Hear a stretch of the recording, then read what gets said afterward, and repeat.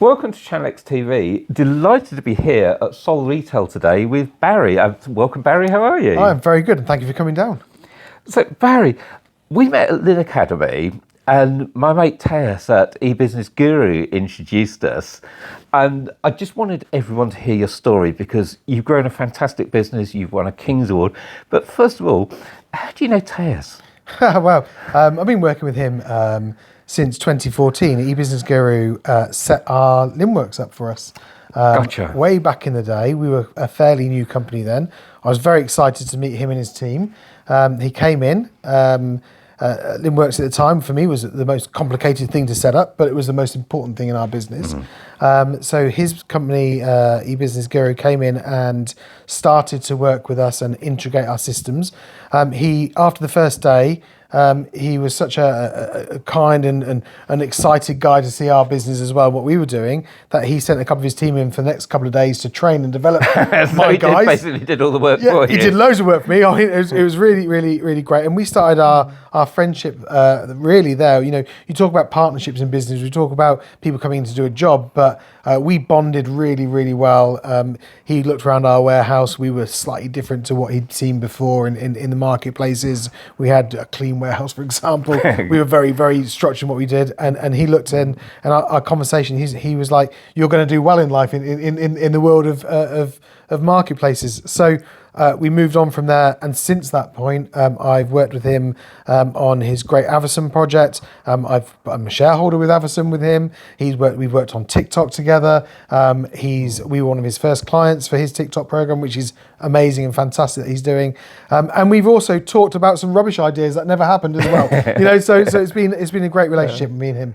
So it's interesting that he set your Limworks account up, having met you last week at Lynn Academy. Yes. But I want to go right back to the beginning, because you've built a massive business, but from, if you don't mind me saying, very humble starts when you started selling on the marketplaces. So how did you get started? Yeah, so it was back in 2010 when my grandmother died. She died quite quickly. She was in her 80s, and my mum was an only child, and so she didn't want to throw her stuff in the skip. She had a council house. Yeah. We had to get out of the council flat that she was in, and most people would get a skip, put all the stuff in, and it was done. But she didn't want to do that. So my wife, who was my partner at the time, she's now my wife, said to my mother over dinner, she said, "I'll tell you what, we'll just list it on eBay." I remember glaring across the table at her going, "What? We're going to do what? You're going to list a whole house full of stuff on eBay? Yeah, how are we going to do that?" Anyway, true to the word, in January of 2011, in came all of the stuff into my little flat, all of my grandmother's possessions, and we started listing it on eBay. And obviously in 2011, eBay was the biggest thing in the market. So we started listing these things on, and lo and behold, they started selling, which was a bigger shock to me. So as this stuff's selling, we're looking around. It cost us a tenner to get everything up and running. We started to sell these goods, and at the end of the January, I got made redundant. Oops. Well, it was an oops, and it was a challenging time for us. But actually, when I look back, it was one of the best things that could happen. We got made redundant. So Kate and I very romantically moved in together. I had a flat I was renting. She had a house that she was living in. We moved in together. We rented her house out to save some costs.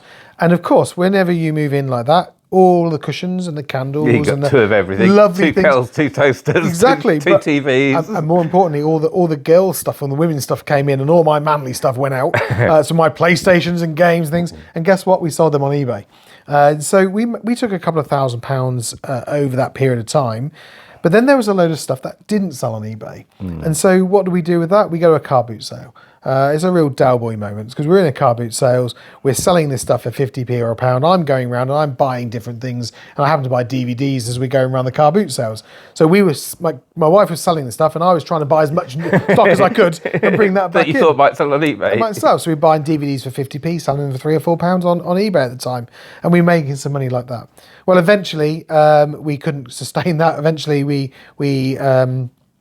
my wife, I got another job. My wife was then made redundant the same week I got off another job. So we decided that Oops again.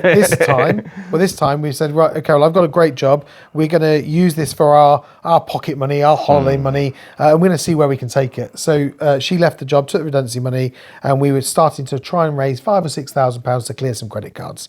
Well, we did that very quickly, and then we started going to wholesalers, and then eventually to distributors. And if you fast forward to today, we've gone from this £10 business. We have never taken a loan, investment, or overdraft. We've never borrowed any money. It's still true to today. So we own 100% of the company, and we're turning nearly £25 million now on marketplaces, 18 marketplaces around the world. So £10 to 25 million. Exactly. And if you're doing 25 million, no wonder you needed LiveWorks. Yes. And I do want to talk about technology that you use, but before we talk about that, tell me about the shape of the business today, because I know it's not just eBay now. You sell on Walmart. You've already mentioned TikTok. And at Lynn Academy, you were talking about Walmart. Yep. So which marketplaces do you sell on, and where do you see the growth for the future? So we were obviously starting on eBay very quickly. Back in 2012, we had an Amazon UK account. Amazon back then were very, very good at driving you into international markets. Our first international market was Germany, and very quickly the US after that. And then we scaled our business on Amazon effectively for many years, where we had eBay and Amazon running. We are now a top 100 Amazon seller in UK and Europe. We are one of the biggest health and beauty sellers in the world, and we're growing at 60% a year. But we're growing on other platforms as well. You heard about Walmart. We were one of the very first UK companies on Walmart. 3 years ago, they opened their doors to anything that wasn't a US business, and we wanted a bit of that. We knew of that America was very, very important to our portfolio.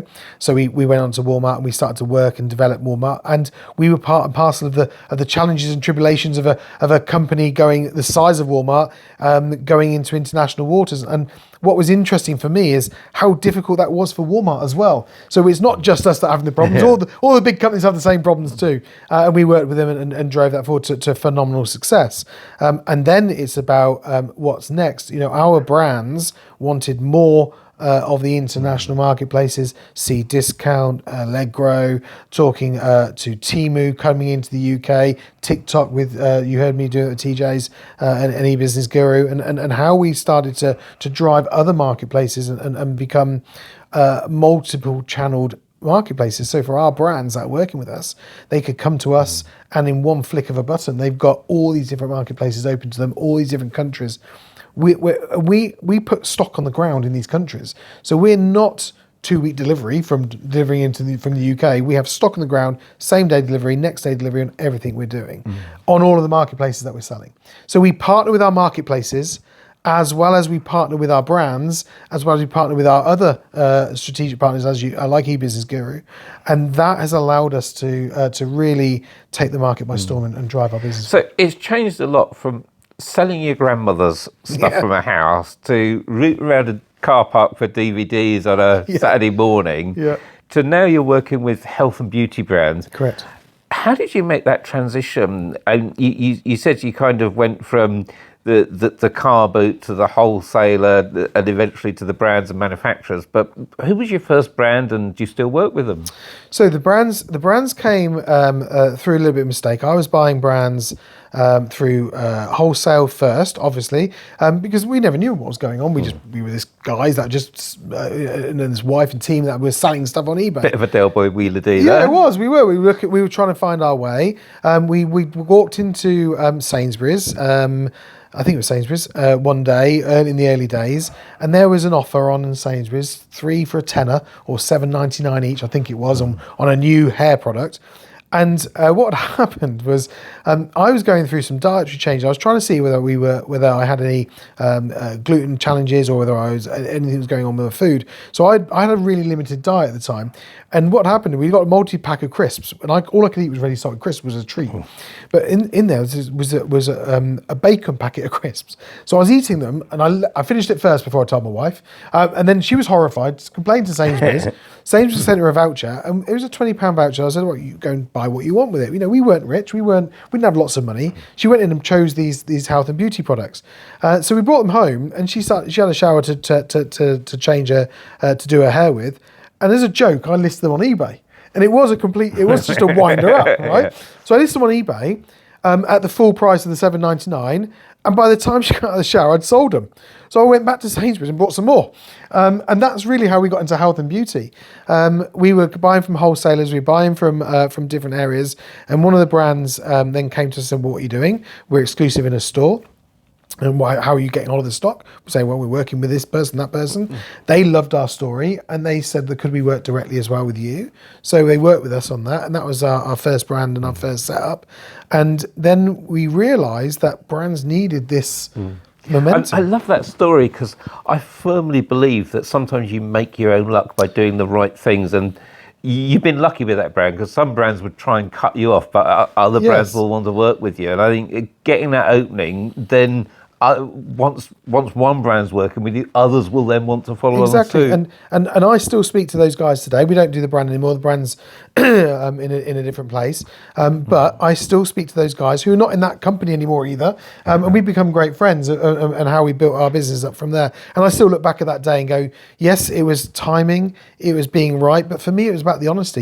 We could have gone into those meetings, very defensive or we just went in really honest and said, this is what we're doing, this is how we're doing it. And we started to build up from there. And then we got brand after brand after brand, and we started to network and then, we would take any brand on. And now we're very, very careful that we partner with the brands and bring on the brands that we know we can help. And that's how we built our business. So people watching this are going to want to know, £25 million business, you've let a few secrets go. We know you use Linworks. We know you've worked with eBusiness Guru. Anyone that was at Lynn Academy will know that you've got a finance partner as well in World First. But what technology do you use?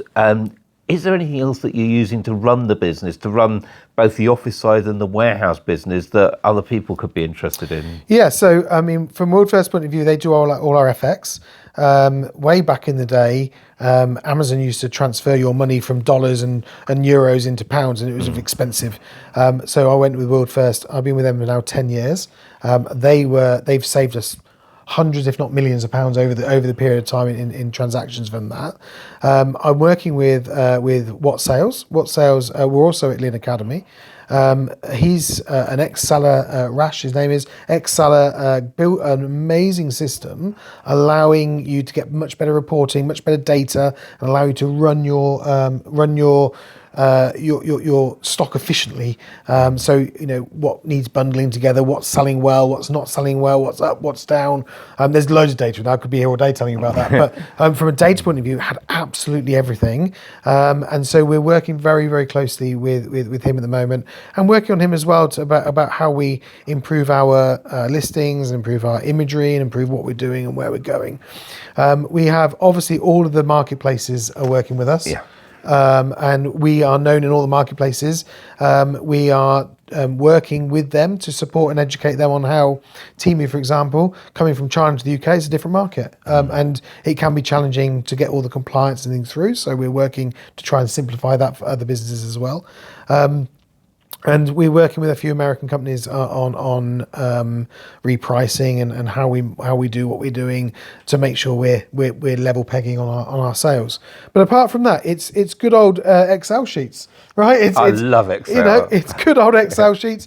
We're still using our own reporting system for inventory. We still use our own system for. And when I say system, it is an Excel spreadsheet. Download the information, and we use that. Sometimes I believe there's nothing better than the human touch. And I think we can go a little bit too AI sometimes and a little bit too automated, and you lose that personal touch. We've still got that in our business as well.